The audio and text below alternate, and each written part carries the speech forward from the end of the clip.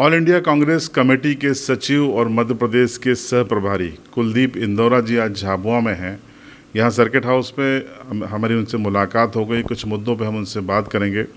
Sir, आज झाबुआ अलीराजपुर के आप दौरे पर हैं, क्या उद्देश्य है, एजेंडा क्या है इस समय आपका?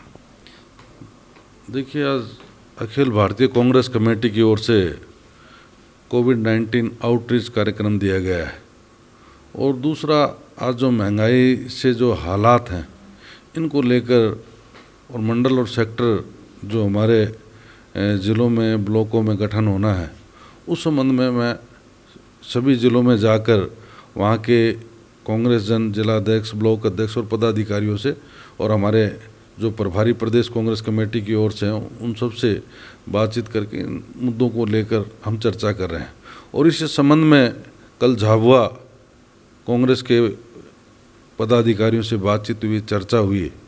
आउटरीच कार्यक्रम जो है इसमें प्रत्येक ब्लॉक में एक समन्वयक और 10 लोगों को हम जो काम करने वाले हैं, मेहनती हैं और जो घरों तक जाकर ये आंकड़े ला सके कि उन घरों के कोरोना के दौरान जो हालात रहे, जो परिस्थितियां रही या उन घरों में जो मृत्यु हुई, उन सब चीज़ों को लेकर हमारा कार्यकर्ता घर घर जाएगा, जिसे हम कोरोना योद्धा के नाम से हम संबोधित करेंगे। और वो लोग प्रत्येक एक कार्यकर्ता को 200 घरों तक जाने की कम से कम जिम्मेवारी हमने दी है, जिसमें क्योंकि हालात जो हुए आज जिस प्रकार से केंद्र सरकार, राज्य सरकार आंकड़े दे रही है कि 4 लाख लोगों की डेथ हुई है, जबकि हकीकत में 3 करोड़ से ऊपर लोगों की डेथ हो चुकी है इस कोरोना के दौरान, जो सही आंकड़े नहीं दे पा रही सरकार और देना नहीं चाहती। और इन सब के लिए हमारे कार्यकर्ता जब घरों में जाएंगे, वहाँ कई ऐसे परिवार हैं जिनके परिवार में माँ बाप दोनों चले गए और उनके परिवार को संभालने वाला कोई नहीं है। ऐसे ही कोई कमाने वाला व्यक्ति था, उसकी डेथ होगी तो पीछे उस परिवार की क्या हालात हैं।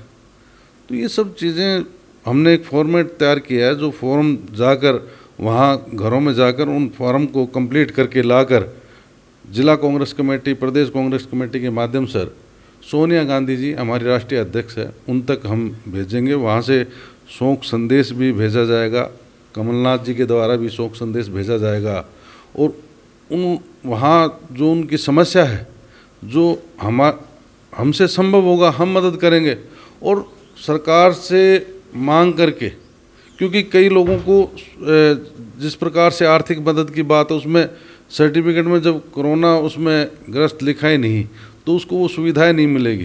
तो ऐसे लोगों के लिए हमें संघर्ष और लड़ाई लड़नी पड़ेगी और सरकार की साफ दिखाई दे रही है कि मंशा नहीं है कि वो कोरोना में जिनका देहांत हुआ उनकी मदद करे, और आंकड़े इसीलिए छुपाने का काम भी सरकार कर रही है, जो बड़े दुर्भाग्यपूर्ण है। तो ये सर, यही आरोप राजस्थान में आपकी सरकार है कांग्रेस की, बीजेपी राजस्थान की ओर से आपकी सरकार पे भी है कि मौत के आंकड़े छिपाए जा रहे हैं, सर्टिफिकेट आप नहीं दे रहे हैं। नहीं, इस तरह की बात नहीं है। सरकार हमारे राजस्थान में संवेदनशील है और सरकार ने खुद प्रधानमंत्री मोदी जी ने भी ये कहा है कि पूरे हिंदुस्तान में अगर कोरोना में अगर अच्छा कार्य हुआ है तो राजस्थान में हुआ है, और सबसे खराब जो हालात थे वो मध्य प्रदेश के रहे। इस बात को भी पूरा देश देख रहा था, जो हालात बने। मैं खुद भी उस समय 9 अप्रैल को, उसके बाद मुझे भी खुद को भी कोरोना हो गया था, लेकिन जब मैं यहाँ था मैंने देखा यहाँ चाहे रेमडेसिविर की बात हो, चाहे बेड की बात हो, चाहे ऑक्सीजन की बात हो, इस तरह के बुरे हालात थे जैसे सरकार ने कोई किसी प्रकार की तैयारी नहीं कर रखी और लोग परेशानी से जूझते रहे, समस्याओं से जूझते रहे, क्योंकि ये अचानक आने वाली स्थिति नहीं। राहुल गांधी जी ने पहले ही कह दिया था कि कोरोना का जो सेकंड फेज है उसके लिए हमें तैयार और सावचेत रहना चाहिए, लेकिन इस बात के लिए सरकार कतई गंभीर नहीं थी, ना केंद्र ना राज्य सरकार।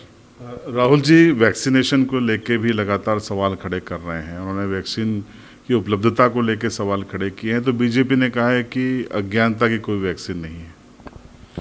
नहीं, देखो, इस तरह की कोई बात नहीं है, और जो बात उन्होंने कही है तो उन्होंने हमेशा गंभीरता से बात कही है। कोई भी बात कही, चाहे कोविड के बारे में उन्होंने कहा, तो वो आज हालात हमारे सामने ही, और आज आर्थिक मंदी, बेरोजगारी जिस प्रकार से बढ़ रही है, उसके लिए भी राहुल गांधी जी हमेशा कहते हैं। तो वो हमेशा जो जनता के हित की बात है, लोगों के हित की बात है, वो उठाने का काम हमेशा राहुल गांधी जी करते हैं। सर, एक महंगाई को लेकर आपने बात की, आप कार्यकर्ताओं के बीच जा रहे हैं, लेकिन अक्सर देखने में ये आता है कि कांग्रेस की जो टॉप लीडरशिप है वो ट्विटर पे ही विपक्ष की भूमिका निभाती है, सड़कों पर नज़र नहीं आती। कभी पेट्रोल पंप पे सड़क राहुल गांधी नज़र नहीं आए, प्रियंका गांधी नज़र नहीं आई। तो ये पब्लिक की वॉइस बनने के लिए सड़कों पर टॉप लीडरशिप कब उतरेगी? देखो, ये आप जो बात कर रहे हैं, मैं इस बात से सहमत नहीं हूँ। राहुल गांधी जी, प्रियंका जी हमेशा, चाहे वो किसान की बात हो, चाहे आम आदमी की बात हो, हमेशा सड़कों पर उतरी है।